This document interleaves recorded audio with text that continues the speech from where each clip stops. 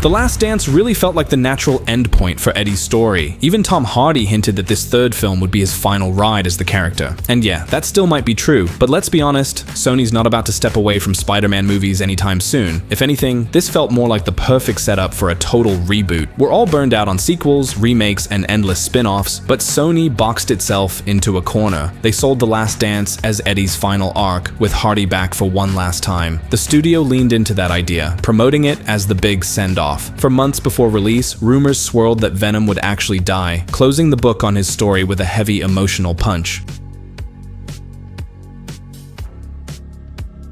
But once the credits rolled, the finale came off way more standard than expected. Almost routine, really. And yet, it left one thing crystal clear. Audiences aren't done with Venom, and Sony knows that. Despite Hardy's comments and all the final chapter talk, the ending didn't feel like a goodbye. It felt like a pause, a reset, a wide open door to whatever comes next. For all the chaos in Sony's messy Spider-Man universe, Venom has always stood out as the exception. In comics, he's far more than just a Spidey villain. He's layered, conflicted, and constantly evolving. That makes him a brand all on his own. And Sony knows it too, especially with how much they're raking in from merch alone.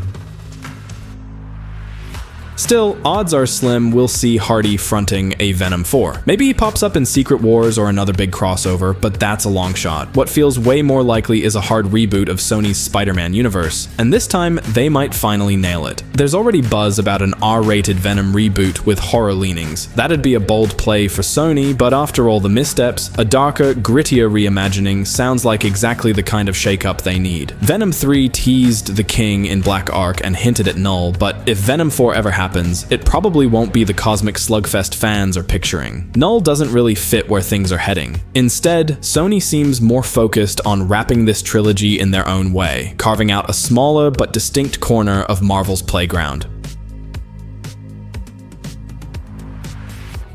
One of the big curveballs in The Last Dance was Agony's rise. Out of nowhere, she became a key player. Her live-action version ditched the acid blasts from the comics and got super speed instead, completely flipping her fighting style. By the finale, she was the last symbiote standing. That twist has sparked talk that Agony could become Sony's new lead, especially if they keep dangling the Null storyline. Juno Temple, who plays her, even hinted the studio has future plans for Agony. And when an actor teases something like that, it usually means more than just a quick cameo.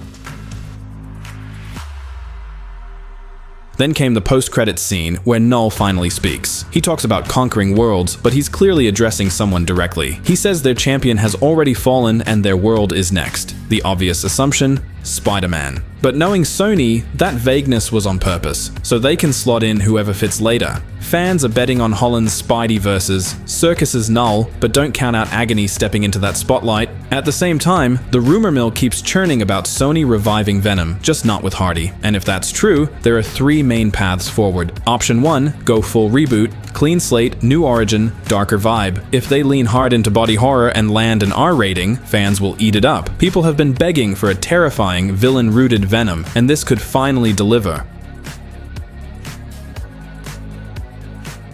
Option 2. Bring Venom back without erasing continuity. With Null awake, the story can easily go cosmic. Comics tie Null to the Celestials, which Sony can't use, but that's not a deal breaker. They could cook up their own mythos with Null leading the darkness and a counterforce rising, the Enigma Force. For those unfamiliar, it's basically the embodiment of light, constantly clashing with Null since the dawn of time. Normally its power was spread across hosts, but it eventually bonded fully with one champion, Eddie Brock. That turned him into a godlike warrior, strong enough to defeat Null. If Sony wants an epic climax, this path is tailor-made for it. Brock, ascended and powered up, fighting darkness on a cosmic scale. That's the kind of finale that sells.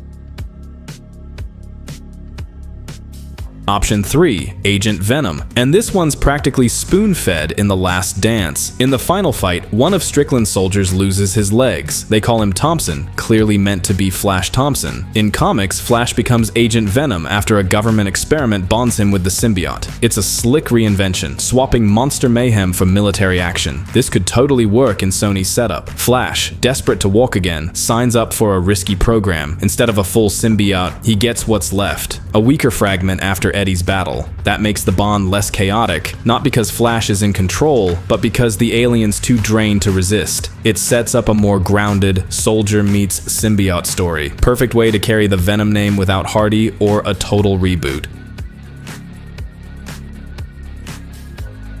And honestly, Venom 3 played less like an ending and more like a springboard. The plot was secondary to all the setups for what's next. Whether Sony actually follows through is the big question. But what's certain is this: a trilogy this successful isn't the finale, not by a long shot. Venom's coming back, it's just a matter of when and in what form.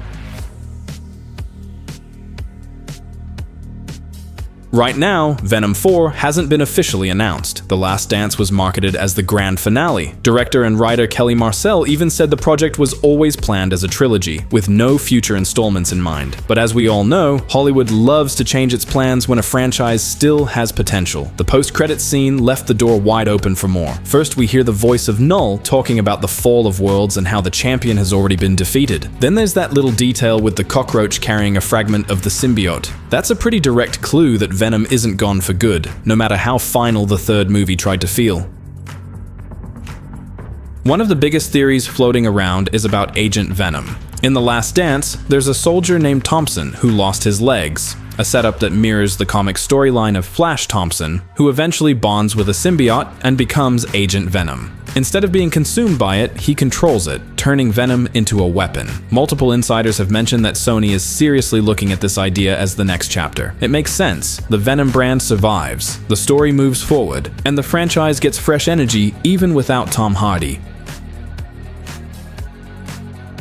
Speaking of Hardy, he's made it clear that his contract is done, and The Last Dance was his farewell. He's also shut down rumors about appearing in Spider-Man Brand New Day, and hasn't given any hints about sticking around. Could he show up for a short cameo, or some one-off project? Maybe, but as the full-time face of the franchise, the odds are slim. There's also been chatter that Sony could experiment with an animated Venom movie. That would give the studio more flexibility, lower production costs, and the freedom to try out new styles. Without Hardy in the mix, an animated format might be an easier way to keep Venom alive on screen.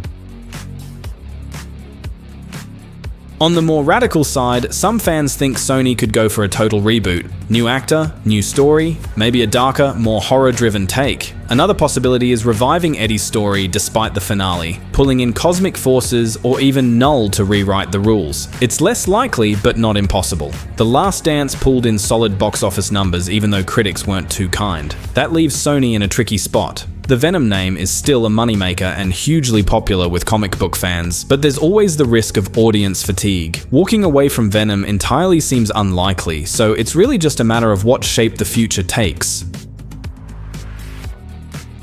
Right now, Agent Venom feels like the most realistic next step. It keeps the symbiote legacy alive while moving beyond Eddie Brock's trilogy, but if Sony wants to go big, they could push for a crossover with Spider-Man or even reboot their entire Spider-Verse. So even without an official announcement, it's clear the franchise isn't done. That post-credits tease in The Last Dance made one thing obvious. The story of the symbiotes isn't over, and Venom is far too valuable for Sony to just leave behind.